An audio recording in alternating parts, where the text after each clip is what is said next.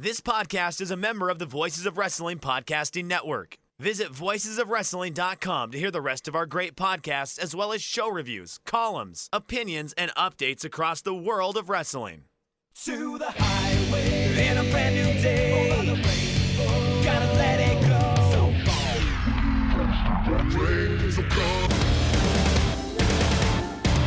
Fast to freedom. Stars tonight together. Here everyone is singing.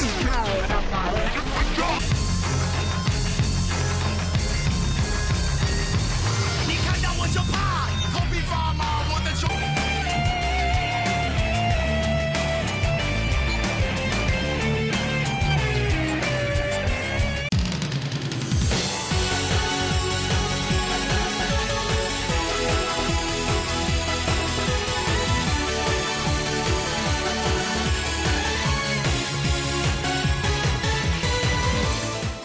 Welcome back to Open the Voice Gate, Rewind and Rewatch, episode 15, covering United Philly from the ECW Arena in Philadelphia, Pennsylvania on January 29th, 2011. We are members of the Voices of Wrestling Podcast Network. You can find us on the Voices of Wrestling podcast feed on all podcast platforms and applications, or on our dedicated Open the Voice Gate RSS feed. We're on Twitter at Open Voice Gate. I'm one of your hosts. It's your old pal, Iron Mike Spears. I'm joined, as always, by my co-host and friend, Case Lowe. And Case, we have already crossed like a big threshold here. We are on episode 15. We definitely are approaching the halfway point of the lifespan of DGUSA. And at this point, things aren't as dire as I thought I would be at this point in the promotion. I'm thoroughly enjoying almost every Dragon Gate USA show we've watched thus far.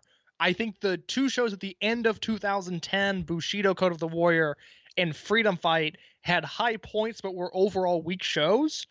But I've really enjoyed everything else. I mean, the Canada weekend was weird, but the Canada weekend was fun in another way too. I don't know. The narrative has always been, after, the first three shows, things really die off and it's just not the same. And granted, and we'll talk about it a little bit on this episode, but more so on the next one, attendance is really struggling for these shows. But I look back at them, and granted, we now have 10 years of hindsight where we're able to say, okay, Johnny Gargano and Chuck Taylor and Ricochet, they became stars. They became big deals. And there was no way of knowing that in 2011. But I look at these shows on paper, and then the match quality, the fact that they deliver, I don't know how this company wasn't drawing bigger gates. These shows are really, really good. And at this point, in my opinion, and you might disagree, Dave Meltzer disagrees a little bit in the Wrestling Observer newsletters that we're reading from this time period. But to me, these feel like authentic Dragon Gate shows that now have a separate identity with Americans on the show, but it feels like Americans infiltrating a Dragon Gate show and not an American indie with Dragon Gate guys on it. I think it's something that, at least in 2011 when we're talking about, you still have people that were either Dragon Gate Trueborns, or you have people that would soon be in Dragon Gate for a duration. I mean, with the exception of really the freestyle match, there's Dragon Gate affiliated people and people that have left their mark in Dragon Gate on every single match on the show. So it does, like, the infiltration, I do agree with it. I've kind of come to a conclusion. It was a conclusion I had a little bit in my head, but I was expecting, like, the show quality to drop a little bit quicker here. It just seems that, at least as of this show, it was environmental and costs of everything. We're still in, like, the post-Great Recession. The indies weren't in a great place, and launching a show like this that had a lot of overhead, even though we've seen how in the first 18 months promotion case, the business model has drastically changed, and maybe it's that the business model didn't change fast enough, or that it was ahead of time. We know that famous Gabe Sapolsky quote that Dragon Gate was doing matches 10 years ahead of time, and maybe this is a promotion that if it came along if it started in 2018 or 2019, it would have had a lot more fond memory, but of course we would have recency bias in that case. But it's interesting. This was a show that I felt like I think I came out of the show liking the show a little bit more than the one the night before. Of course, this is the second night of the United Weekend, which is the first ever triple shot in DGUSA history, as they are crowning the first Open the United Gate champions.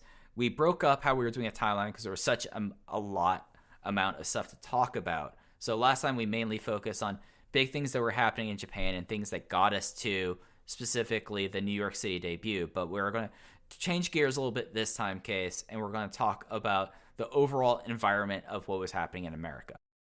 Indeed we are. Before we do that, there's just a few brief Dragon Gate USA notes that need to be tended to. And the first one of those comes on the January 14th Newswire, when it is announced that CIMA is one of the official head trainers for the January 29th DGUSA United Philly show, the January 29th seminar tryout in Philadelphia. This was obviously open to all wrestlers, and that means you get to get in the ring with one of Dragon Gate's most important figures. And it should be noted also on January 14th, AR Fox is announced to make his Dragon Gate USA debut. He was originally put in the bonus match, but as we will talk about later on, he was elevated to the main card. And then there was also this, Mike, from the Dragon Gate USA website, a post called Featured Articles Chapter 1 Changes in Dragon Gate USA Business. And I want to read all of this. Okay. And then you can get your thoughts on, or give your thoughts on how much of this stuff matters, how much of this I guess will go on to affect the company, but there's just to contextualize this and to put us in a 2011 state of mind. I think it's important to read this when Gabe says 2010 was a year of growth and development for Dragon Gate USA. Now the dividends will pay off going into 2011. In fact, they have already started. Here are some of the things that have happened in recent months or are just being finalized now. This is only a start. And then he goes on to list several key American talents were signed to contracts to ensure Dragon Gate USA can build around these individuals. The addition of Pac as a regular member of the roster in 2011. American talent touring Dragon Gate in Japan to help them improve and grow, breaking into the Manhattan market with a great building and partnership, which was BB King's, which happened on the prior show that we talked about.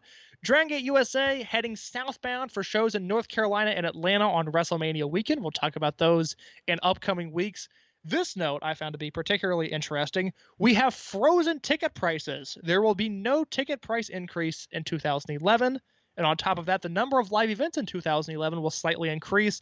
This is already evident by the fact that DGUSA has had 6 shows through April of 2011 compared to only 3 in 2010.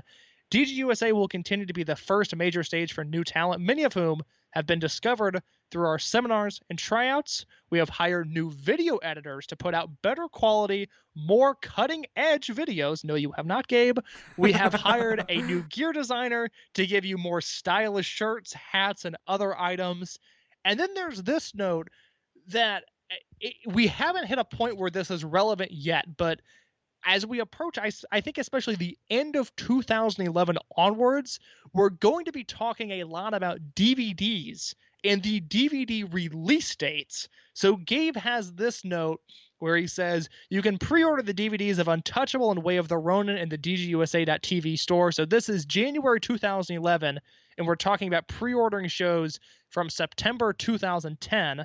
Gabe goes on to say, you have probably noticed that they are not double DVD sets. Our show DVDs going forward will be single DVDs. And that is essentially because the cost of doing the double DVD sets, which for the first year, all of the DGUSA DVDs are these double pack discs with the main show and then a bonus disc. And it comes down to a cost issue. It comes down to the fact that producing that second disc was taking so much longer for the DVDs to get produced. And then there's also a note where Gabe says, we are unable to obtain more footage from Japan and have almost depleted our current library. We aren't going to give you a bonus disc of filler. When you see a DGUSA logo on a DVD, you know it's quality from start to finish. So, Mike, I just threw a lot of information at you. Big picture, what do you think about this essay that Gabe wrote? Well, the things I always felt about these essays, and Gabe would do this a lot, like pretty much through what we believe is the end of Evolve, about once a year, once 18 months, Gabe had the idea that he wanted to have his version of transparency. And I think this is, I think it's fair to say that this is an instance of that case where he's telling the truth, but not necessarily like the total truth. And there's some things that as outside observers and as people who are never going to see the books, you either have to decide if Gabe is telling the truth here, if he's bending the truth to be a little bit more benevolent or useful for his sake, or if he's outright kind of just saying something and making something up. So the big, to me, like hearing the thing and hearing about the pay, just taking this from like backwards and talking about the DVDs first, I totally believe him that Gaora was not releasing all this footage, and you had the time where it was originally Mike Quackenbush, and then it was Mike Quackenbush and Lenny Leonard, then it just became Lenny Leonard, where they would do English commentary over some matches, and you have like the bonus disc, and there is the cost there, because when you say like this was like special DVD cases, like they actually had like if you order, or at the time got like a 2 DVD set, but it was still like the thin case, it wasn't like the big bulky plastic one. Costs are more expensive there. The DVDs aren't the DVDRs that you would get from Smart Mark Video or from like a tape trader. So like there was a level of quality there that I entirely believe him about. I think the bigger thing there is that the way that Gabe put up things leading up to it makes me think, oh, not only is he not getting footage, he also is going to cut out the whole bonus card thing, because he would be bringing people in there for 3 matches for a couple hundred people that paid for first and second row seats.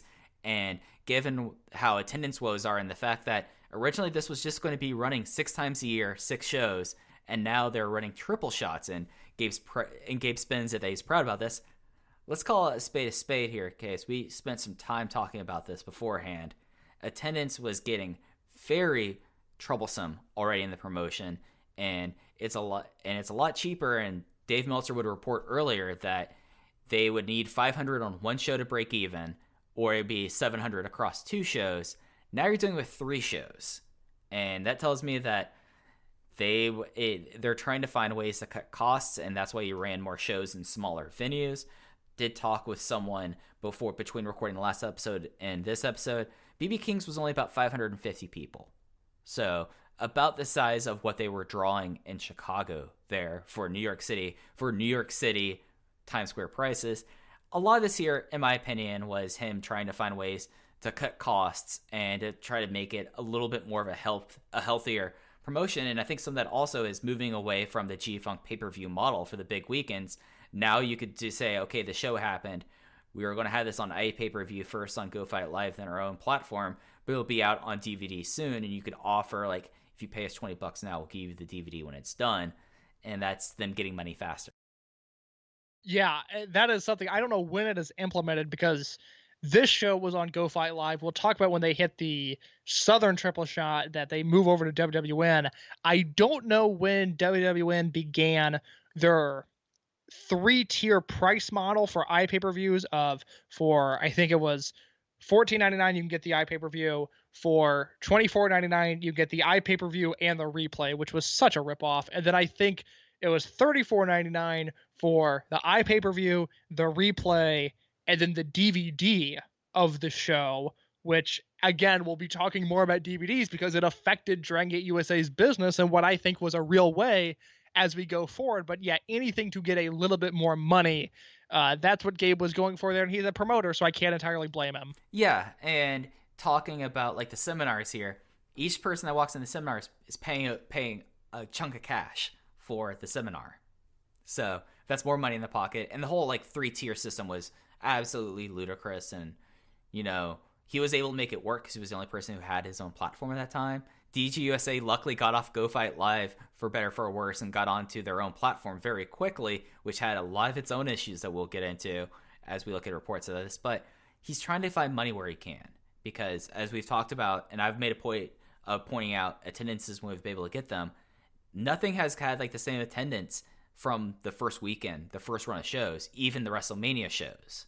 So it's becoming a very expensive proposition, and I think it's considered kind of like, I don't know if there's ever anyone going on the record. Dragon Gate was helping out like on plane tickets and on visas, so he was trying to find ways to be able to afford these flights, because you look at this weekend of shows, You had Yamato flying in from Japan. You had Akira Tozawa was based in the States, so you looked out there.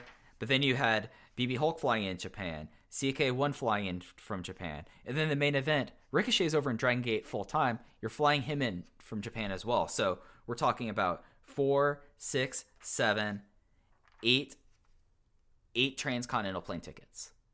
That's a lot of money. That's a lot of money when you're only drawing about, and I think it's fair to say, about under 1,400 people for this 3-shot.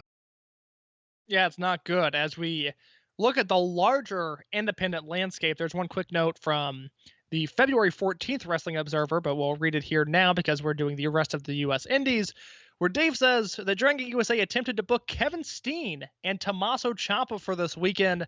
Steen said that ROH told him not to work the show, even though they hadn't given him a return date after he dropped the Loser Leaves Town match at Final Battle 2010. Ciampa, who has also worked for ROH, didn't want to work the pre-show and said he was told not to do a job on a Dragon Gate show. So there's two talents there that Gabe could have had his hands on for this weekend, maybe drawn a few more tickets, but unfortunately he was not able to do so. But Mike, I've got 5 independent wrestling shows for you from January 2011 that all pertain either Dragon Gate USA guys or Dragon Gate USA alumni, and I would like to read those cards for you now. All right, Leia, let's get into it. We start off with a promotion that I don't think we've talked about at all yet. CZW, Combat Zone Wrestling. They also hosted a show from the ECW arena, the Asylum Arena at this time, on January 7th, my brother's birthday, January 7th, 2011, the show From Small Beginnings Come Great Things, with a show that featured AR Fox, who we'll talk about later, AR Fox against Orange Cassidy, Gran Akuma versus Jonathan Gresham, Devin Moore versus 13, Alex Colon versus Dragon Gate USA superstar Sami Callihan, Joe Gacy and Ryan Slater versus Rich Swann and Ryan McBride, Adam Cole defending the CZW Junior Heavyweight title against Ruckus, Black G's and Joker, Philly's Most Wanted, went to a no contest with the Briscoe brothers for the CZW tag team titles, and in the main event of that show, Jon Moxley defends the CZW World Heavyweight title against the Blood Warriors' own Brody Lee. Mike, were you watching a lot of CZW in 2011? No, I was not. Nor was I. No. I could safely say I never watched this card. And I didn't know this was happening because this was a time where Moxley and Callahan were very close. They both were Southern Ohio guys.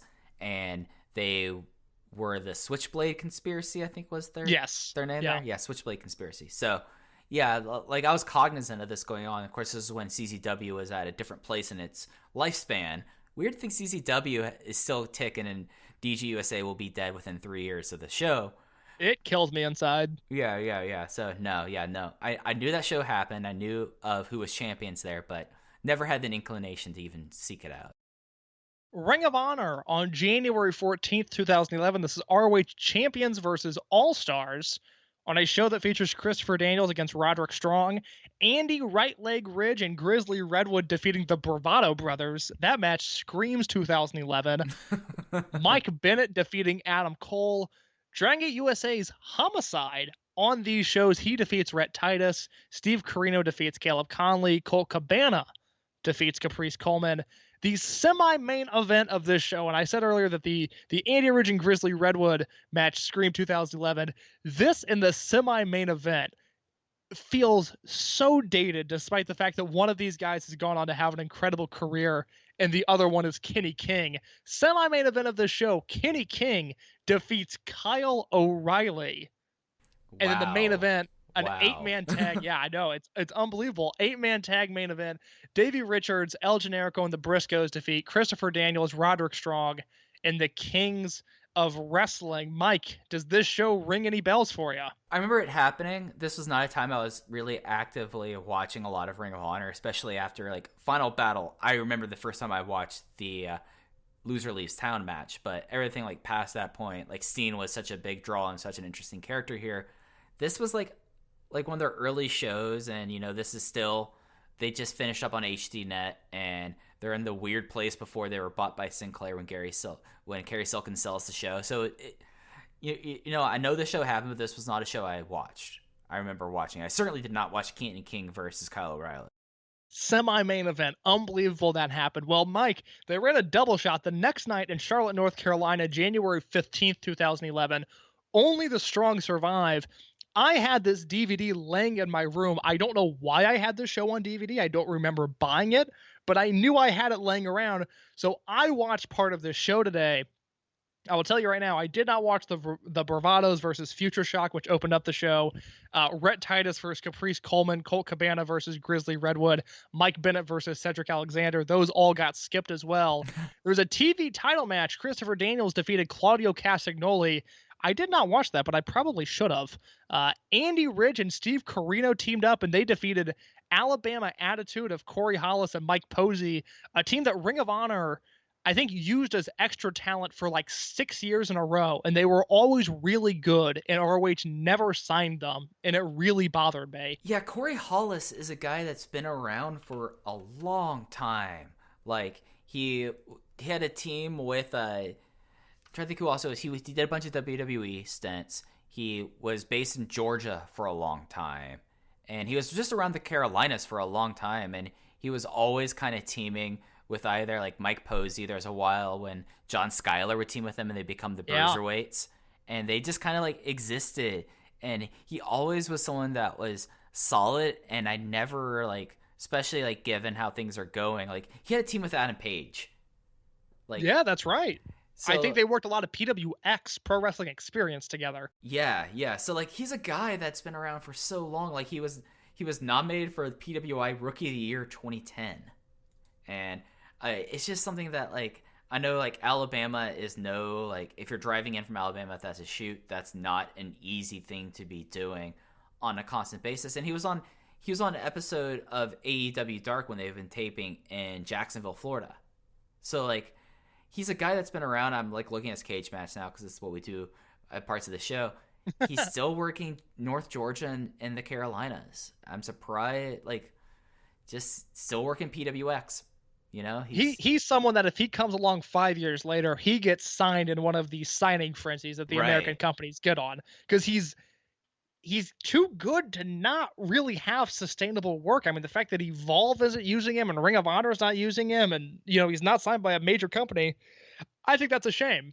It's just wild. Like, he's one of those people that you think would be having like this match, because he's like one of those guys on the Southern Indies that gets talked about all the time, and it just never really happened, and it's kind of wild.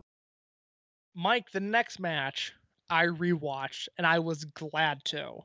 It was Davey Richards defeating Chris Hero in 29:04 in a match that put every single thing on the U.S. indie scene today to shame. There is nothing as good as Davey versus Hero on the U.S. indies today. Nothing is even close. Oh my God, Mike, this match was so good. There was a 4-corner survival afterwards that I skipped, but it was El Generico, Homicide, Kenny King, and Mark Briscoe. And then the main event I watched as well. 25 minutes, Roderick Strong defends his ROH World title against Jay Briscoe, where Jay gets busted open hard way and bleeds all over the place. He bleeds like it's the Age of the Fall angle, but he wrestled another 15 minutes against Roderick Strong. This show, I don't know if it's on the ROH streaming service. If it is, go watch. I'm assuming Daniels versus Claudio is good, but Davey versus Hero and Roderick Strong versus Jay Briscoe, well worth your time. Yeah, and this was right before they really started to push Jay Briscoe as a singles wrestler. Like, that's something that really started kind of in 2012. Yes. So this was one of his first breakout singles matches. I remember, or I seem to remember.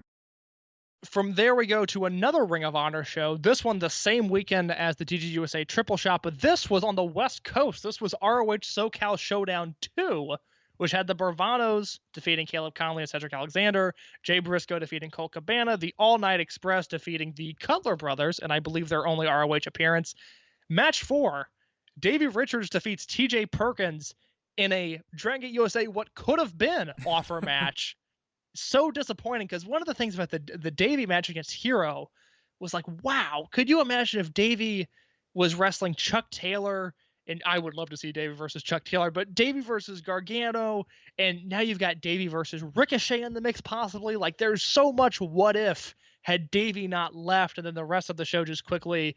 Daniels defended the ROH TV title against Mark Briscoe. Charlie Haas and Shelton Benjamin were back on these shows. They defeated the Kings of Wrestling, and the main event, Roderick Strong defeated El Generico in 22 minutes. So a fun-looking string of shows from Ring of Honor in 2011. Yeah, just like looking at this was at the Hilton Inn at the airport. Was this part of like a Wrestle Union, or like one of the set of shows that they would be doing like wrestling reunions out on the West Coast? And I know DGUSA got affiliated with them a little bit, but PWG and Ring of Honor were really kind of in thick with that. Because I'm like looking at these people like Cedric Alexander, basically that opening match. I mean, those are the High Spots crew, yes. Yeah, High Spots crew. And then like look at the rest of this, and it's like this is not, other than like obvious things, not too dissimilar to PWG shows like 4 years previous. Well, Mike, it's funny you say that because PWG ran the next night as their Kurt Russell reunion 2. They're reunioning. There we go. This was the Wrestle Reunion show. So I was right. Which, 2010, 2011, Ring of Honor was a part of. 2012, Dragon Gate USA replaces Ring of Honor. So we'll talk about that show in a few weeks. But the PWG show, a very Wrestle Reunion-y show. Brandon Gaston, Candice LeRae, Cedric Alexander, and Willie Mack defeat Caleb Conley, Jake Manning, ODB, and Peter Avalon in the opener. There's a Lucha offer match with Mr. Aguila and Ray Bucanero in match number 2. Joey Ryan defeating Shane Helms in match 3. That sounded awful before the allegations. Now it's just especially evil. Match 4, though, Low-Key defeats Davey Richards in a match that I remember loving the first time I saw it. So another like, if only Davey was still around, because he was really doing some good work at this point. Jake Roberts wrestled his retirement match against Sin Bodhi, a Legends Battle Royal featuring Shane Douglas, Terry Funk, Chavo Guerrero Sr., ultimately won by Roddy Piper. Chris Hero versus Kevin Steen, and another really, really fun match. 4-way tag with the Rockness Monsters defeating the Cutlers, the Fight and Taylor boys of Brian Cage Taylor and Ryan Taylor, and the Young Bucks. And the main event, PWG World Title, Claudio Castagnoli defends against El Generico in a brilliant professional wrestling match. Mike, do you remember the show at all? I remember like hearing that this Legends Battle Royal was an absolute mess. It is a disaster of epic proportions. Yeah, like this is a show that was going on forever. And then this Battle Royal is 35 minutes long. And it's a long Battle Royal that I can only imagine how long the entrances took, because it's guys that are legitimately in their 60s and 70s at this point. They were guys that couldn't move, and then they wrestled a super long Battle Royal. Yeah, Mando had to be... Mando Guerrero would have just entered his 40th year of wrestling. Oh my goodness. Vampiro, not a legend, but in the Legends Battle Royal. Good for him for sticking on there. I mean, him and Shane Helms are probably the most mobile people in that match, and that's all things being said about... Oh, Savio Vega. Yeah, Vega can still go. Vega could have worked the Dragon Gate USA show and would have been fine. Yeah, no, that would have been... Well, Mike, with that in mind, we have gotten a context for the US indie landscape at the time. It is time we unite Philly. For a united Philly. Mike, are you ready to break down this show? Absolutely. So, as we said, starting off the show, this was on the 29th, the same day as Kurt Russell Union to the reunioning. We opened up in a much emptier 2300 arena. Jon Moxley and Yamato are hitting the ring, and Moxley basically filled in everyone. I don't know how many people would have had a crossover of watching the New York show on pay-per-view and then watching this one, but he made sure everyone had heard the news that Kamikaze USA was 3-0 in New York City. Yamato's the new Open the Dreamgate champion. He calls out Homicide. A fan hits the ring to absolute silence, and Lenny, Leonard, and Chikarason are trying to kind of keep everyone a little bit like engaged to it on stream, but it was so obvious that this was dead in the arena. And then quickly, and thank God, Dress for Excellence Pyramid, which will kind of end up being like how we'd see so much Kamikaze. Guys, you're about to hear Dress for Excellence Pyramid a whole ton for the next year of DGUSA shows, and that led us to Yamato versus Brody Lee in a non-title matchup. Brody Lee suffers his first pinfall in a Dragon Gate related ring in just under 9 minutes, 8 minutes 55 seconds, as he's choked out in the Dojima Sleeper. So the opening angle with the air quotes fan running in and attacking Moxley was not worse than the Homicide versus Rich Swann match, but it is the worst angle by far that Gabe has done. And for Gabe to do this in the arena, which is the most jaded and, we've seen this before fan base ever.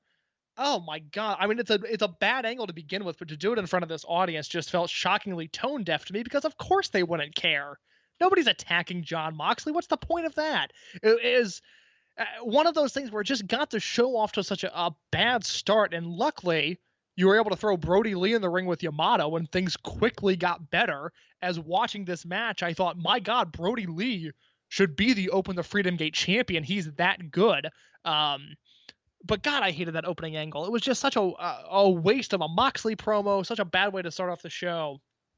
But then, like I said, you had Lee and Yamato get in there, and they tore it up in what I thought was an outstanding opening match. Yeah, no, that opening segment was awkward after the fan hit the ring. The match was interesting. I ended up really liking it. I know I watched the show at the time, but it's interesting how this match would happen, especially with one Brody Lee being built up in a fashion that he always wanted to take on someone from Dragon Gate Japan, and finally, after the last few weeks, finally gets his hands on one and gets his hands on the Freedom Gate champion and takes about 80% of this match, I would say. I would say so. 80% of this match until he gets Yamato kicks out of the truck stop and the big boot. The crowd really gets into these kickouts. It's an interesting situation on this show, and it's going to become more apparent as we go along here. They're trying to move Kamikaze USA to tweeners, and it definitely kind of felt like that they were treating it in that fashion, because Yamato is still incredibly over. And then after those two truck stops, he tries to go up. Yamato puts him up for a brainbuster and then locks in the sleeper hold. It was a very interesting match, and it's just, he built up Brody Lee for so long. He was so protected. He was someone that you could say, this should have been a Freedom Gate title match, as you said. No, this is the opening match, and he loses in 9 minutes after taking 85 to 90% of the match. I like the match itself. This is a match where I look at this match, and I'm like, why did you book this match? Why did you set Brody Lee to lose here? Because these guys had great chemistry. This should have been a main event match. It should not have been 9 minutes and been an opener. So that was my big takeaway from it. I went 3.5 stars. I really liked it. I think, unfortunately, that is just the way Brody Lee's career has gone, where he's undervalued and underappreciated in every company he's ever been in, because just the way he's been presented on these shows, to me, he should be the American that everybody is really behind. And yes, Ricochet is Dragon Gate. It makes sense that you would want to move in his direction. And I think Gargano, Taylor, and Swann are supremely talented even at this point in their career. But Brody Lee is the one that really feels like a star. And I think it's not that, I don't know, this match just felt mismanaged, because in this match, they were able to have a great match where Brody Lee kicks Yamato's head into another planet on one of those big boots. And then Monstrous. As you mentioned, which I was going to bring up, what you mentioned, this was the foundational layer of changing the Kamikaze perception, and more importantly, turning Blood Warriors heel, which they needed to do. Because one thing that I noticed on these shows is that it's like CIMA, specifically up until the turn, which happens later on in the show, but he's not super committed to working heel yet. And it's weird because they were introduced as a heel group in Japan. Well, they were, and they weren't in Japan. That's the weird thing. So go ahead. Because Team Doi explicitly were the heel unit, and they had this big reveal here, but they weren't they were heels. Whenever Doi was involved, he was naturally heel. Gamma, KZ, Sugawara, and all of this, and they did act heel, but they didn't really submit the heel turn for another 3 months when basically when Dragon Kid gets kicked out and Hulk and Akira join the unit. That's when the golden age heel run starts. So it's a weird thing. This is also a time where on the shows Naruki Doi is obsessed with mooning people. Do you remember that, sadly? Oh, sadly, they should bring that back. I mean, Yeah. Yes, But but you know, you're right, because one of the things that stuck out to me watching the New York show was, you know, CIMA would do his ooh motion, and I was waiting for him to give the up yours to follow, which he would later spam like it was a WWE 2K video game. He just couldn't stop doing it, but he's still doing the Warriors pose. I was like, well, that's weird because Blood Warriors was a heel unit, but you're right, it was a bit of a slower transition there. But this match really set the table for what was to come in a really intricate way that I think Yamato and Brody Lee perfectly executed. 3.5 for me as well. yeah, it just was I mean, like, you talked about Brody Lee should have been like the star. You have Yamato, who, being generous, is probably 5'7". I mean, he's not a tall guy. And you have Brody Lee, who's 6'3". And you could see, like, the difference there and the kind of match that, like, they're probably, and this might just be me fan booking my head, there probably could have been like this huge Brody Lee face run after the end of Blood Warriors, where like he like takes out everyone in Blood Warriors and becomes Freedom Gate champion, and that could have been a real interesting parallel universe, but that is not to happen there. Unfortunately not. Then Jon Moxley grabbed the microphone and had another promo, and he starts this off with a slur. It wasn't cool in 2011. It's certainly not cool now. He says a slur, but he says he runs with the toughest guys. More people come out for Moxley, and it just was a very awkward and just distasteful segment. It was so weird because I messaged you when I watched it. I was like, hey, I think Mox said something, but I'm afraid to rewind to find out for sure. Can you please confirm for me, basically? It was so strange. And then another fan ran in and attacked him, and it was such an awful angle that I was, you know, angry because of the weird verbiage Mox used, and then angry because it was an awful angle. And it was, after such a great match, it was a frustrating way to kind of transition into the next phase of the show. Yeah, it's just, God, it was terrible. It like there's no like hiding it. This is a terrible moment on the show, and one that I think is no place for that kind of thing happening to begin with. And then we had Jigsaw doing a backstage promo for the fray, and boy, there's a lot of things I like about Jigsaw. Him doing a promo is not it. No, sir. I have nothing good to say about this. And then we led right into Rich Swann with Chuck Taylor and Johnny Gargano dressed in dress shirts and ties with their gear on. This kind of became a thing that I guess Ronin decided to do coming out of BB King's, where they were in shirts and ties. I don't remember why they did this, but they did. Really liked it. I will say that I really liked the shirt and tie with the wrestling tights look. I thought it was super funny. Made you remember of like 2008 Claudio Castagnoli, didn't it? Ah, yes, indeed. Well, they weren't very European. They were very weird. Very Midwest. Very Midwest. Very Midwest. I mean, Chuck. Yeah, no, like that's the Kentucky-Ohio connection right there. Well, Rich Swann defeated Jimmy Jacobs in 9 minutes and 17 seconds with his standing 450 splash. And, you know, like, this is a match where Rich Swann in this promotion is like so young and is still developing, but like this kind of match, like I thought it was decent. I gave it 3 flat. It just was a very kind of weird match. Jimmy Jacobs did a Hulk up partway through the match that just felt completely out of place in this promotion, even given his history. And it just kind of came away of going like, it was a big surprising upset.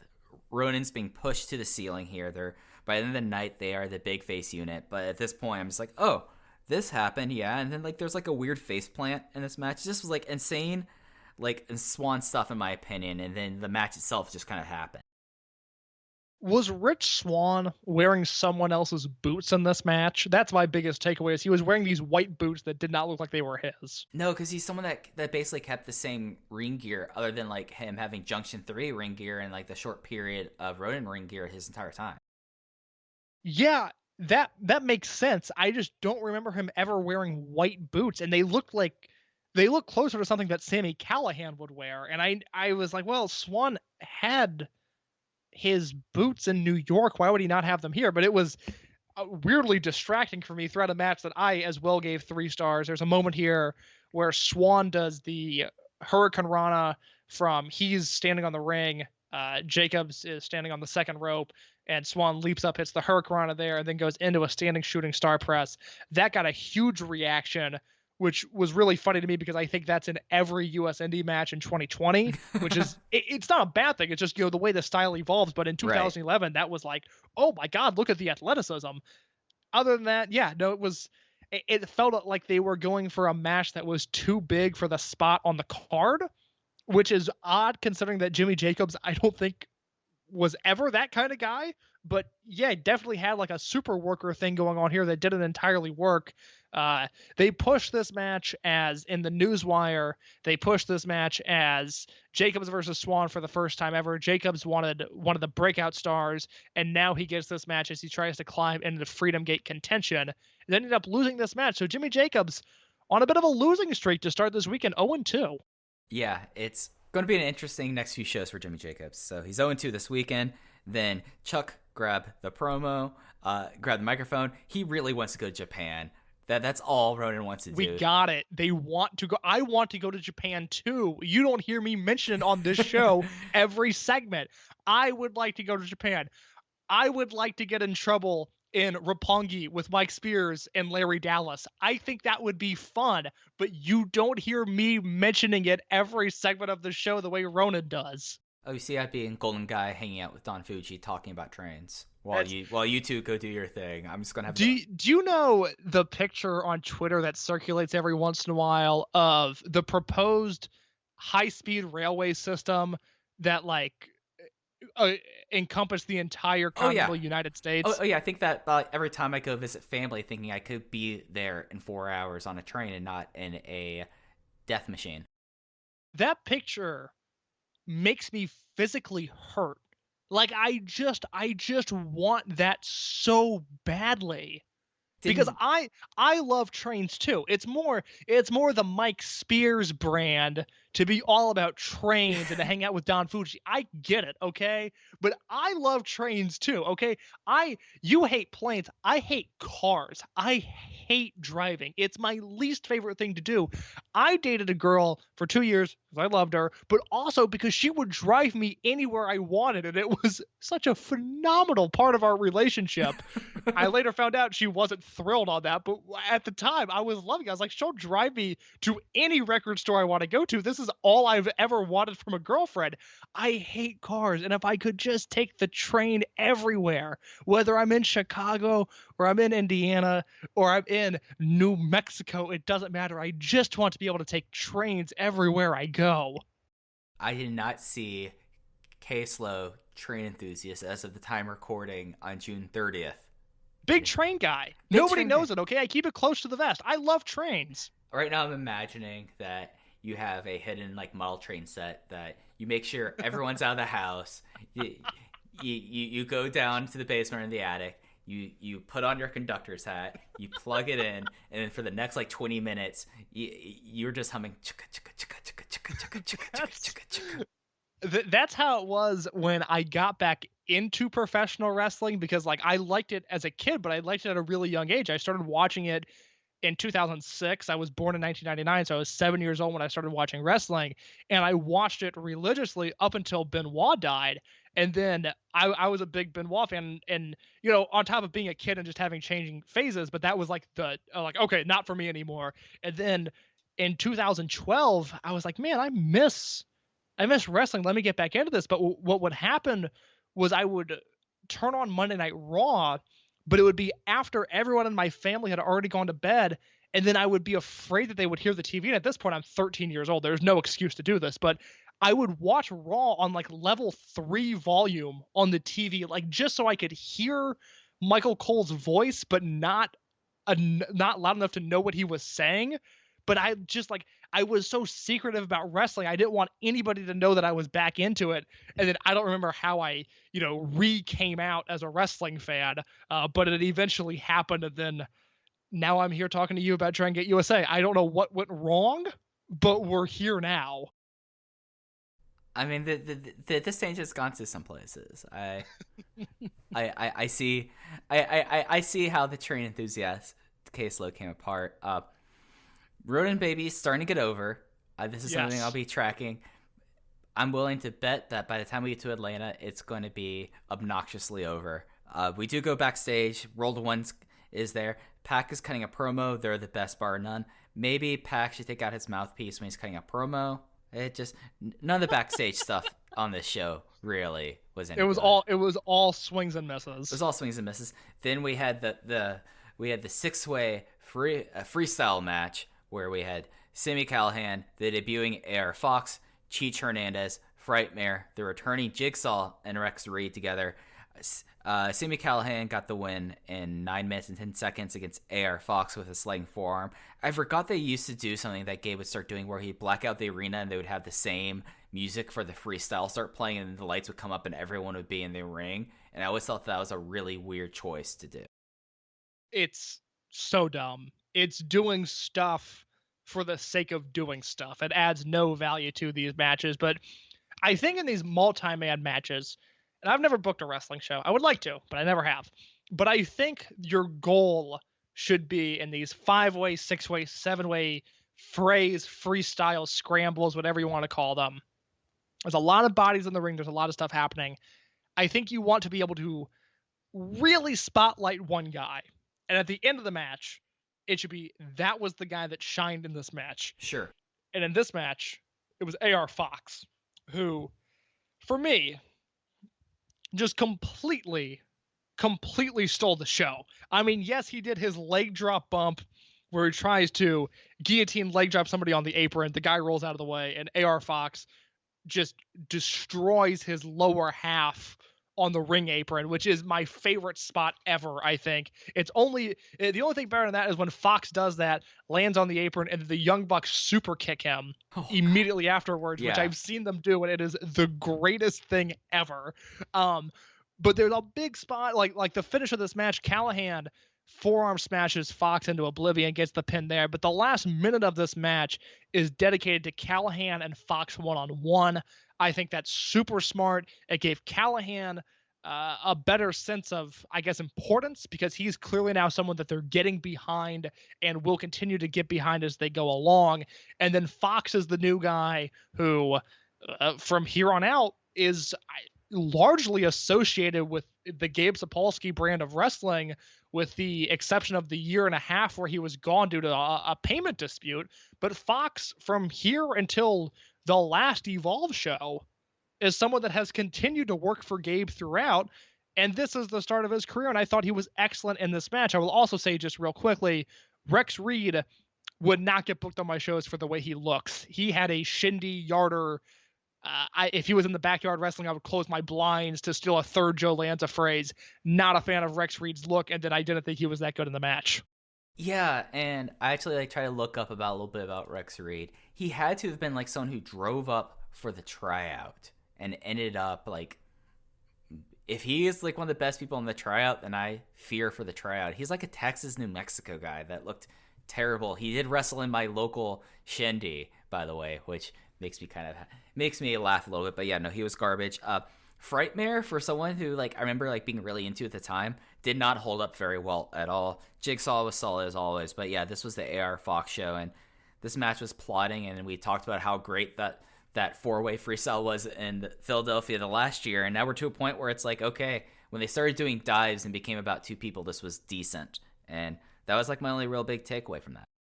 Real quick, and it's not to put him down, because I'm not being mean-spirited when I say this. I'm glad you said that thing about Frightmare, though, because I was really underwhelmed by him in this match. And Frightmare has always been one of those guys that the Chikara fans, the hardcore Chikara fans, are like, man, gotta book Frightmare. Frightmare's one of the best guys. He's just stuck in Chikara. I kind of thought he looked like shit in this match, quite honestly. I was not impressed by him at all. Okay, so we're on the same page there. It's something that, one of the more interesting things for me about this is, and he still is someone that, okay, he was a 3-year vet at this time. But seeing people and how I remember them as and how they are in retrospect, kind of came up empty here. And it was something that I was like, oh wow, he felt kind of outclassed here. And it was one of those things. I was like, maybe reassessing this kind of wrestling is important to me to do that. So I was kind of glad to be I'm not dragging him. It just was something that I was all about him, and then just oh, okay. But yeah, so we had that. We had another backstage promo, probably the best backstage promo they had the entire time, because it's Ricochet and Naruki Doi. Ricochet says that he's the best high flyer and that Doi carried World 1 and Doi Yoshi, and Doi is excited and ready. I think he's really happy that Ricochet was on his team and was so willing to put down Masato Yoshino. Yeah, actually a very fun promo because Doi, more than any other Japanese talent, with the exception of CIMA, Doi has charisma that just translates to American audience as well. And Ricochet, it's not that the promo was super compelling, but the points he had to make were very interesting. Yeah, this was a 30-second promo, and you got all their motivation here, which is something that you can't say about a lot of the stuff backstage. Then we had Be Naked start playing as Akira Tozawa was accompanied down the ring by Jon Moxley. This is Jon Moxley's probably worst day on microphone in DGUSA. I think it's fair to say. And Yeah. No, go ahead. Yes, I agree. I thought I might have been alone on this. he said like Tozawa. That's my Moxley voice. We'll work on Tozawa, it. say it. And then Tozawa just said, "Come on, baby." And then he grabs back the microphone and says he's going to take out Hulk and Homicide. Just weird. Like, just what the hell? Like, this is a match where Akira Tozawa becomes like the full-on just weirdo that he is. He faced off against Austin Aries. Austin Aries came out with a microphone, called Jon Moxley ugly, and then brought out Rebby Sky. Tozawa and Moxley had a great dynamic. I remember us talking about this in the last episode. Like, the two of them worked together in a really fun manner, and this match ended up being a really like fun match, and one of those matches where like one of the big goals this weekend was getting Akira Tozawa over to the next level, as he would only have 4 more months on his excursion, and this was like the next step up, and we got to see the captured German suplex that became his finisher for the remainder of his stint in DG. So, a few things. Last week, I was in no mood to talk about Austin Aries. His allegations broke just before we started recording, and it just upset me. I can detail him more fairly this week, and what I will say has no... I guess the allegations have no impact on what I will say, which is, first of all, that he talks way too much in this promotion. He needed way less mic time. And also, this is one of the single, I guess, second tier, because Tozawa has been in some real match of the year contender, match of the years, let alone contenders. This is a brilliant singular performance by Akira Tozawa. And Austin Aries was good, but Austin Aries was clearly second fiddle to the driving force that was the Chris Hero beaten, the Kevin Steen destroyed, and the Jon Moxley led Akira Tozawa that not only got his finishing move over by pinning Austin Aries, which I had forgot that was the finish, and I was blown away when I saw it. He hung with Aries for 20 minutes, got himself over, and at the same time teased a direction that he and Moxley were going to have chemistry issues in the future. Tozawa got over 2 stories with 1 match and was utterly brilliant in a match that went too long, that had spots that weren't super clean, but was ultimately worth my time, and a match that I would call very, very good. And it is entirely on the shoulders of Akira Tozawa. Yeah, no, you could have put anyone in the ring against Akira Tozawa in this position, and the same match would have happened, maybe even better, I would say. Like, he was there in that match. Tozawa, really, like, I feel like I say this a lot of the shows. Each time, like, you're seeing, like, and this is the things that, like, I love, is seeing, like, wrestlers kind of discover themselves and develop, and you see extra little quirks and responding to the crowd, and really from Toronto on, we've seen someone who was out of being a rookie for 4 years at that point, but really discover himself. And this was a match where I feel like I say this each time, Case, and you could kind of like point this out, say, Mike, you say this all the time, but Akira Tozawa came into his own in this match, and it's remarkable. I went 3 3/4, and that's 3 3/4 solely to Akira Tozawa because of how spectacular he was here. And one of those matches that, like, we start seeing him and Jon Moxley, and we'll get more into their troubles that start up on this weekend. What star rating did you give the freestyle match? 2 3/4. Okay, so I gave that 3 1/4, but on that we are right on the money, equal with our star ratings, because I went 3 3/4 for this as well. I will say, Austin Aries and Dragon Gate USA reminds me a lot of Cody's Evolve and PWG run, where whether he thinks it or not, I do not know, but Aries here and Cody in those promotions presented themselves in a way where they almost felt too big or too important for the stage they were working on. Like, they were upstaging so many of the other wrestlers on the show. And, despite how he is as a human, like I said when he debuted, Austin Aries is one of my favorite wrestlers of all time. I think, other than Bryan Danielson, he's the best Ring of Honor wrestler there ever was. And Dragon Gate USA, though, it's just not the same. It's just not clicking. And I'm curious to see if that changes as his run goes along. I'm really not sure, but I do know that Akira Tozawa is just a brilliant professional wrestler. I love him so much. Yeah. Like, this is something I think you're pretty right about this. It's not just that they feel like out of place. It feels like they're perfunctory there, and they're going through the motions. Whereas, like, I know Cody was like, I needed to prove myself, and it's like, dude, this isn't your place. With Austin Aries, it's like, why are you here? Yeah, so, no, I would agree with that. All right, post-match, we had another backstage promo, and probably the weirdest one. Jimmy Jacobs is not happy being 0-2. Life is not a fairy tale, and he's looking forward to tomorrow. Very sad, Jimmy Jacobs. And things would not be getting much better for Jimmy Jacobs in the remainder of his time in DGUSA. I feel like I've seen Jimmy cut this promo 100 times. Yeah. It's whatever. I will say after this, and I don't know if you have this in your notes or not, I noticed this on the New York show, and then I took note of it here and wanted to be sure to mention it, that they are now playing like minute-long advertisements for the WWN live streaming service, the home of Dragon Gate USA, Evolve, and FIP iPay-per-views. Those ads were introduced on these shows. I did not notice it on the New York show. I did take note of it here, so I don't remember when he announced it. I don't think that this might have been something that comes out of the news wires coming after this. But yeah, I'm assuming, because we're watching the DVD cut of this, so I'm assuming they were implemented on the DVDs and probably not on the Go Fight live stream. Makes sense. And then we had Jon Moxley versus BB Hulk. I did not know this was a no disqualification match. They didn't really kind of announce it as that, but I'm seeing this now as no disqualification match. I say, that makes sense. BB Hulk won with the first flash in 7 minutes and 59 seconds after Akira Tozawa kind of like interfered and did nothing, but he stepped into the ring. And, for like an 8-minute brawl, BB Hulk is a better brawler than people give credit for, and I've always kind of thought this. And I thought that these two guys had a fun 8-minute brawl. Yeah, that's exactly it. It's a really fun match. It's, believe it or not, the first singles match that Moxley has had against a Dragon Gate USA guy since he debuted in the company in November of 2009. All of his stuff has been either against Americans. He wrestled Masato Yoshino in the Chikara versus Kamikaze 8-man at the anniversary show, and then had the tag match where it was Mox and Tozawa against Hulk and Homicide on the end of 2010 Double Shot. But this is his first singles match against a Dragon Gate guy. He is someone that's spoken publicly. He's not crazy about the Dragon Gate style.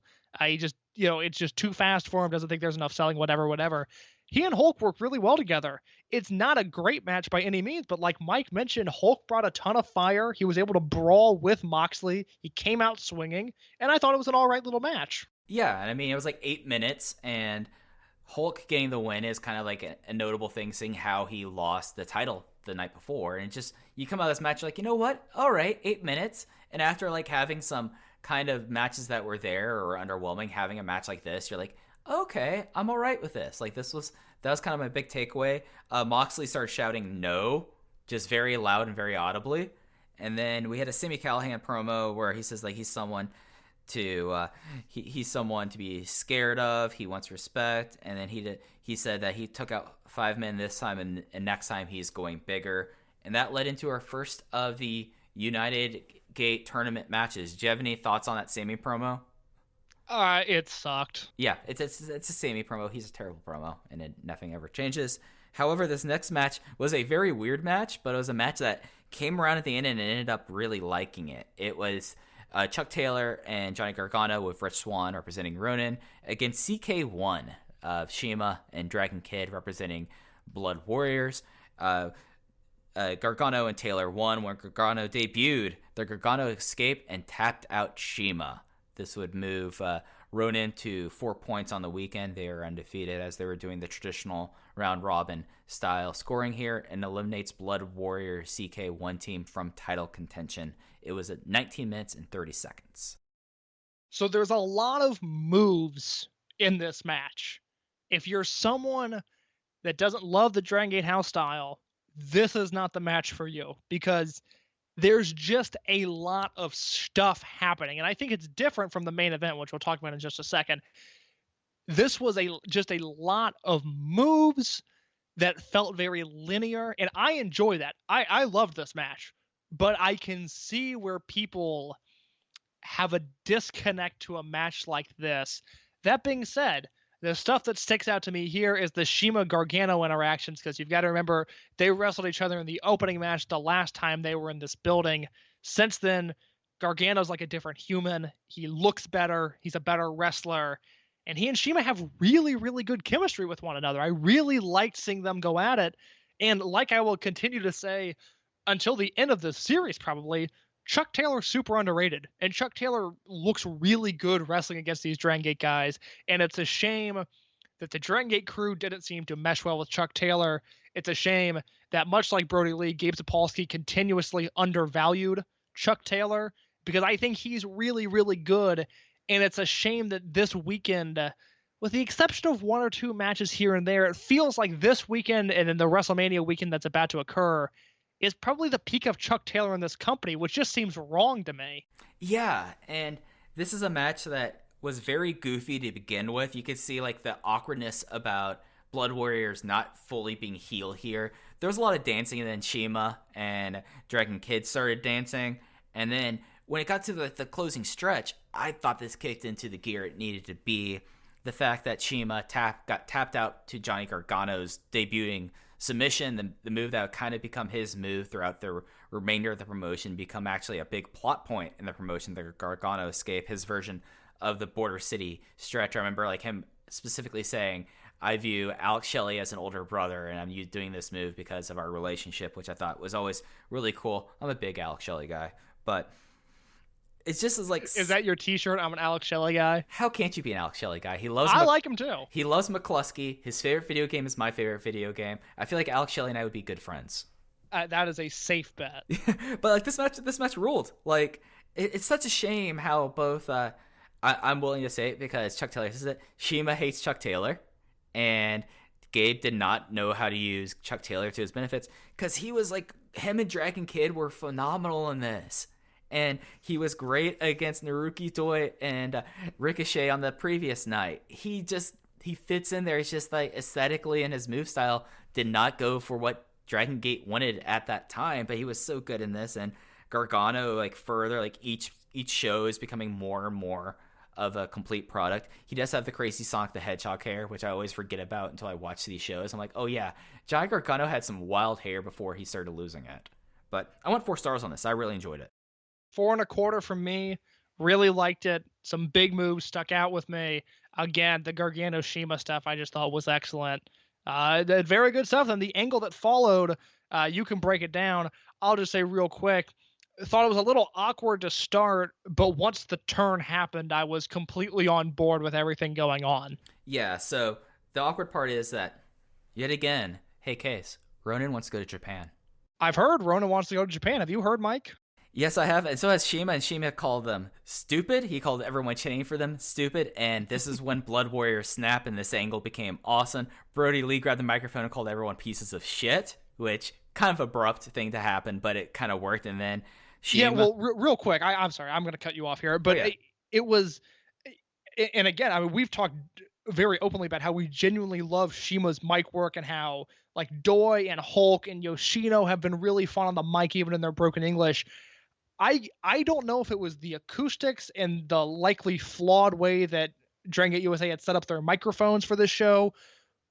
There was something where what CIMA was saying was not connecting with the audience, and I think he was trying to turn on the crowd, but they weren't picking up on that. It's like they couldn't understand him, and again, I don't know if that's just the language barrier and CIMA's broken English, or if that was the microphone, but it was a veteran move by Brody Lee to step in and very loudly and very clearly call the crowd pieces of shit. It was a very good move by Brody right there. I like to pose a third scenario. Go for it. I think that CIMA, as we've seen through the first 14 shows, is he's someone that the crowd has always held in high esteem, and usually he is the most over Japanese wrestler on these shows. probably going to be hard for him to kind of cut a promo and turn on this crowd. So again, Brody Lee stepping in there was the right move. But yeah, that's very fair. So I think that happened. And then CIMA said they can come to Japan, but they will be treated as young boys, and we will treat you like how young boys are treated. And then Blood Warriors just completely destroys them. Brody Lee lays everyone out. CIMA tells him to toss him out of the room as garbage. And Blood Warriors has officially turned where they would do the ooh, but then do a fake up and go up yours, which now Blood Warriors are now full on heel in Dragon Gate USA. It would still be a little bit before Dragon Gate gets kicked out and Blood Warriors are full on heel in Japan. I don't know for sure, but just from what I've heard, I'm led to believe that this was not the original plan, and that Ronin's rapping entrance was so game-changing the night before that some stuff was rewritten and maybe expedited or altered to some extent. Now, I'm sure because Blood Warriors eventually goes full-on heel in Japan, that they would have done the same thing in Dragon Gate USA. But I would like to know if there was an alternative out there for the booking of Philadelphia, because I don't think this was entirely the original plan, but I'm all for it because I really like the way this angle came across. Yeah, and it stayed true to everyone's character. Like, CIMA's been bugged by these guys pretty much from the jump that they and bugged by young boys also. Not his favorite. Not his favorite thing to this day.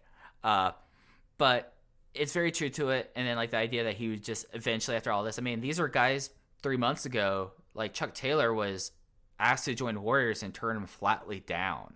So like this is not like a big character portrayal. This is not a cardinal sin. I think that this was like pulling an audible here and it paid off. No, great angle. Not a cardinal sin by any means. Yeah. And then we had the main event, which was the team of the Open the Dream Gate champion and the Open the Brave Gate champion, Masato Yoshino and Pac respectively, representing World 1, defeating the Die Fly team of Naruki Doi and Ricochet in 19 minutes and 50 seconds. This would eliminate the second Blood Warriors team from the tournament and would make the next night in Union City, New Jersey be a winner-take-all match between Ronin and World 1 when Masato Yoshino locked in the Sol Naciente on Ricochet in just under 20 minutes. And this was by far my match of the night and an exceptional piece of wrestling. Just absolutely insane stuff, and insane to the point that I'm going to let you take this in a second, but there's one thing I wanted to point out before we really get into this. Pac does a running springboard Cancun tornado and lands on his feet after colliding into Blood Warriors and is walking away, and you see CIMA visibly in the background just going, what the fuck did I just see? And that very much is this match to me. A few things. First of all, this match is on YouTube. Go watch it if you haven't seen it. We will link we will put the link in the show description. Absolutely. This is essential viewing. If you have made it this far in the podcast and you have not seen this match, that needs to be rectified immediately. Where to begin? I mean, oh my God. This is exactly what I want from professional wrestling, and I think it's worth, even though it's a tag team match and the teams together have such brilliant chemistry, I think it's worth looking at all four guys, and I think Doi and Yoshino can be lumped as one pairing, which we'll talk about in just a second. But looking at Ricochet, we talked extensively in our last two episodes about his first tour of Japan, and then he comes back over in early January and does the Blood Warriors formation. Think about the Ricochet in this building in July of 2010 in the four-way match, which I love that four-way match, I think, more than anybody besides Rob Naylor. Okay, I love that match dearly.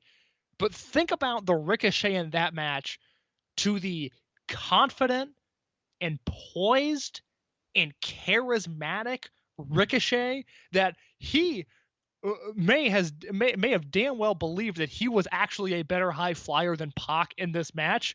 At the very least, he conveyed that to me, that he thought he was on the same level as someone that was on their way to becoming a Dragon Gate legend. Granted, Ricochet did that in his own right, but Pac was one step ahead of him.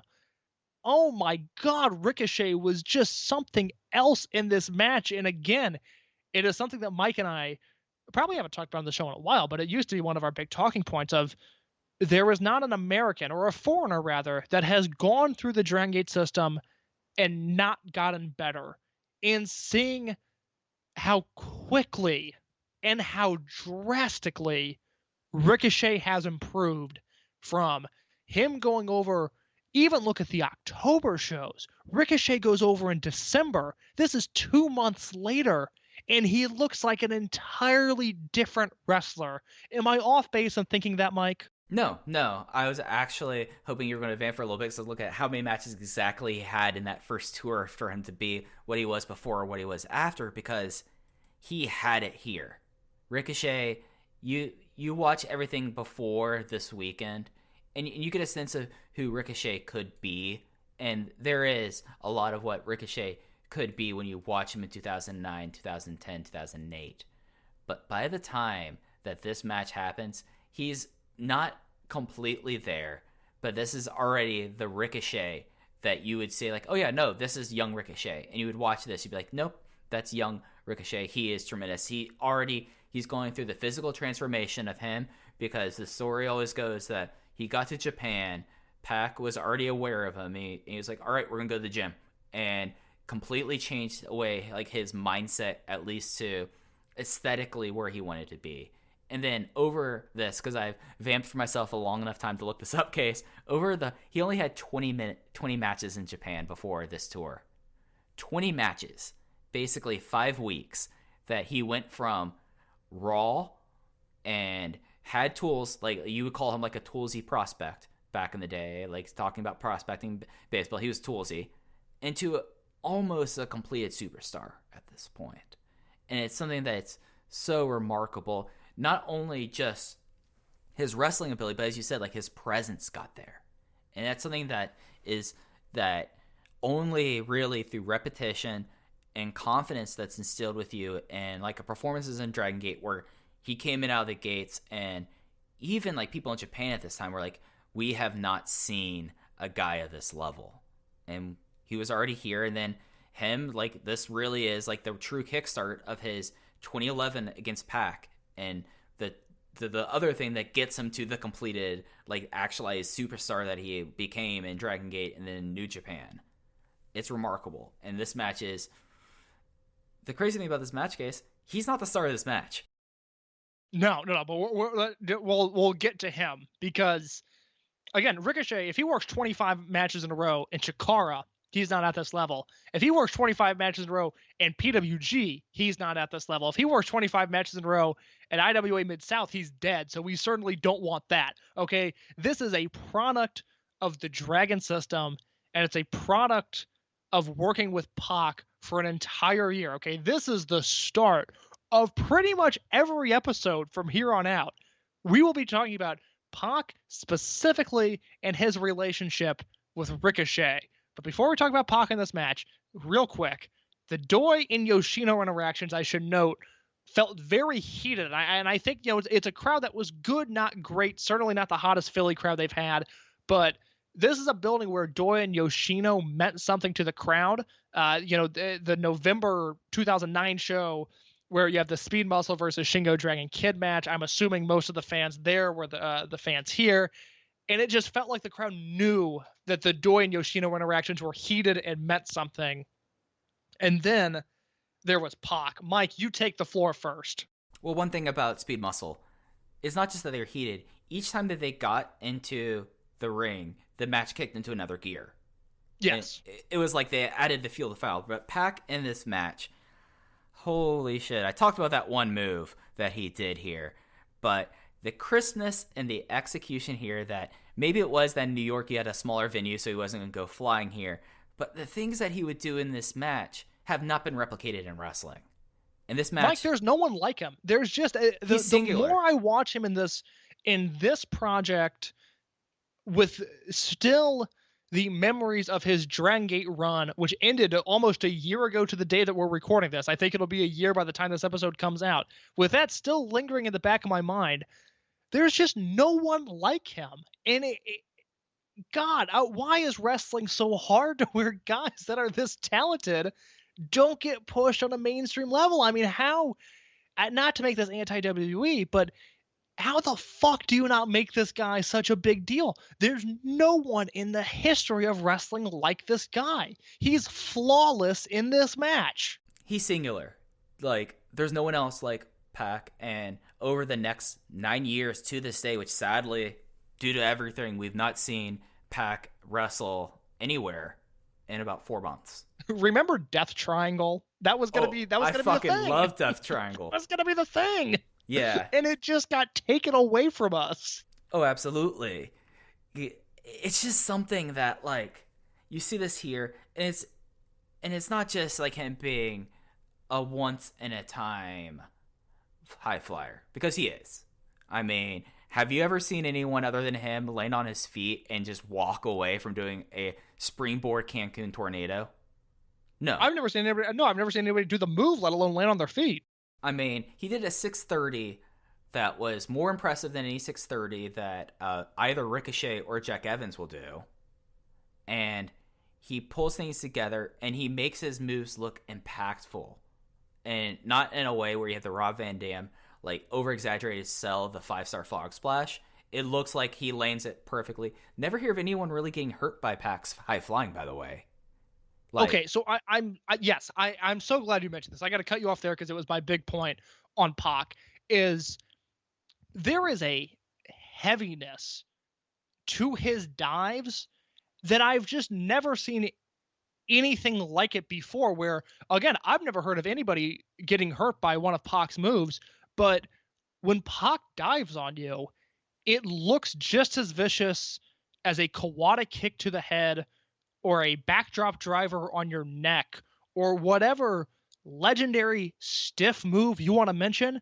That's the feeling I get watching Pac jump on these guys. And it's so refreshing compared to the plethora of house show dives that we see today.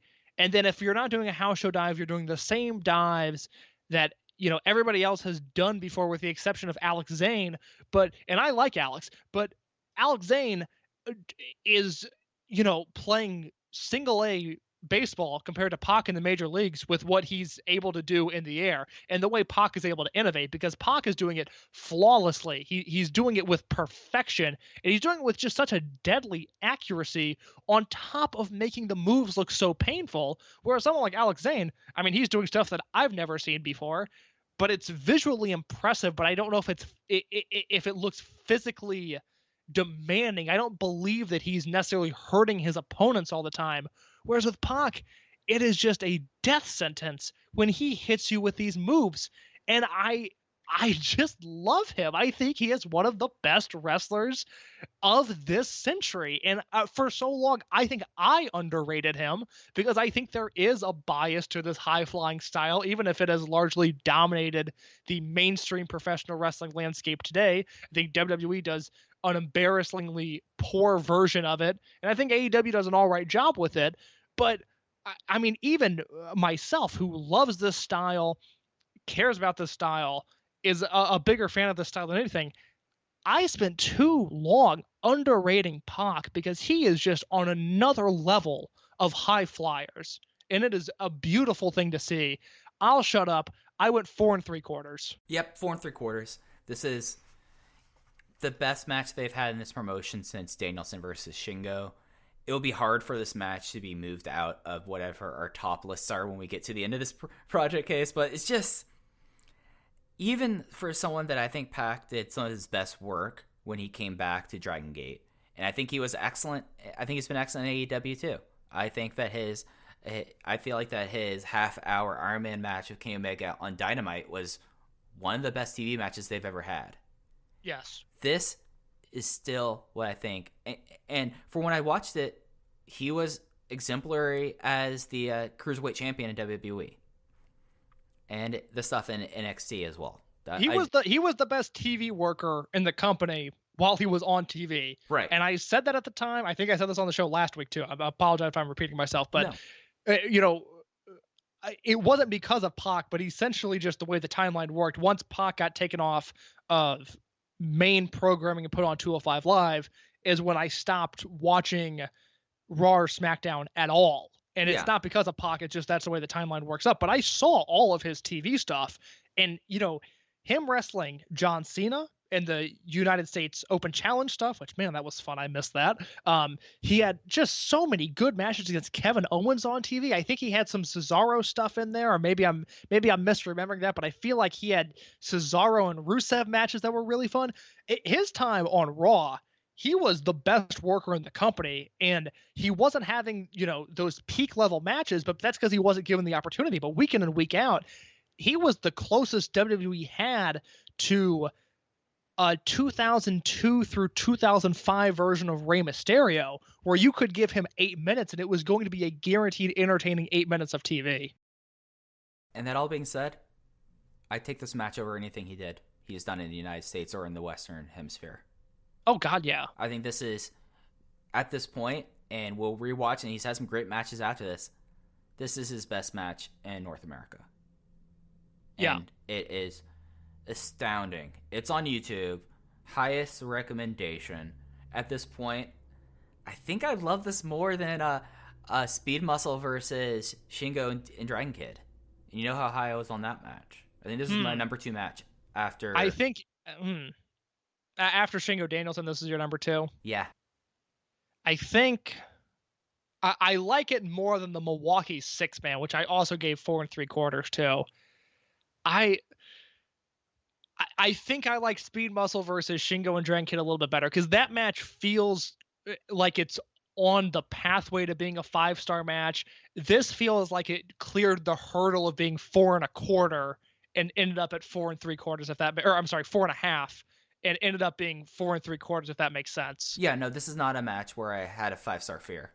Yes. Yeah, I get what you're saying there, but an exceptional way to end off a show that had its shaky moments, but I would say that this is definitely now between this and New York after the really weird last weekend. They're getting back on to solid footing. This is 2 recommendable shows in a row, I would say. I would wholeheartedly agree. I've really enjoyed both of these.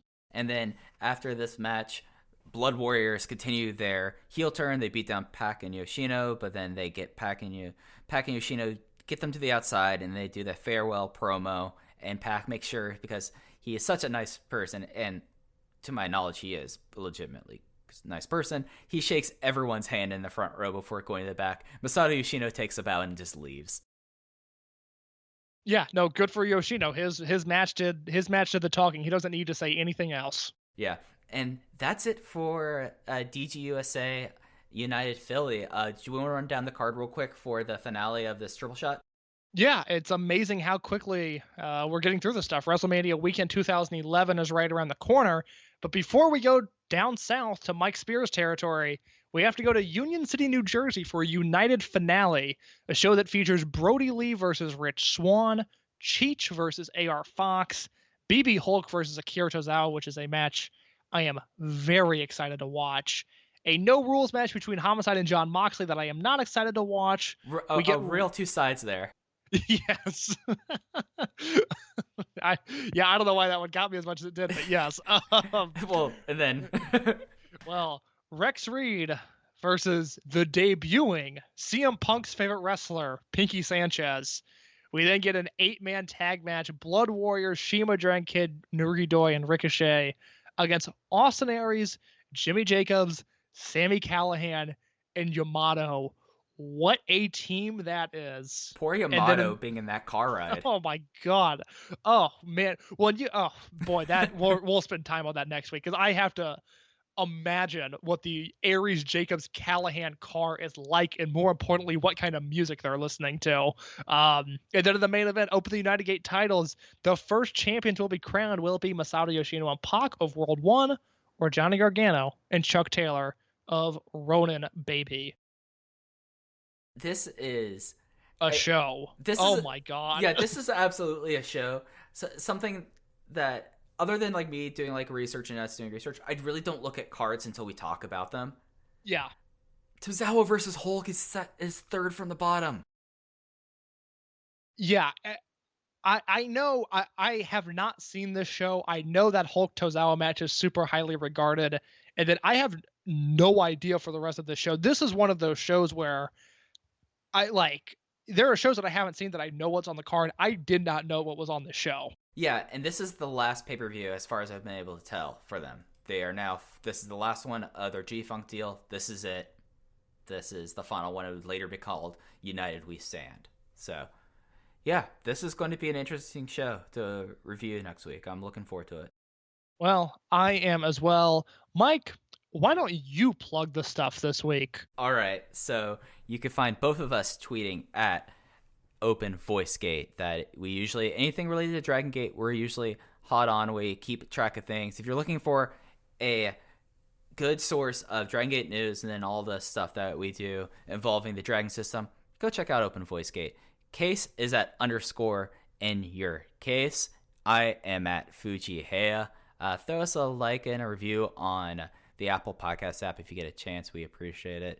And yeah, boy, this is a show that kind of like when watching it, I was like, I think that I really liked it, and I was interested in your thoughts. And it's kind of interesting. Like, now we really don't talk about these shows. Like, welcome to the post-show part of Open the Voice Gate Rewind and Rewatch. Originally, we were like talking back and forth with this. Now we kind of both watch, and then we come together. And unless there's something like, Mike, did I hear this right? Or Case, was this as dreadful as I thought this was? We don't collaborate here, but we kind of come to a consensus at the end of the day, and it's kind of interesting.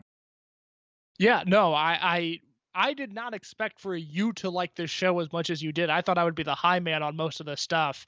And it was nice to be able to meet in the middle. It was real fun. Yeah. I do think, though, that pretty much, I will say this for people who are looking to like get through the show quickly, pretty much watch the opener and then skip everything until Tozawa hits the ring.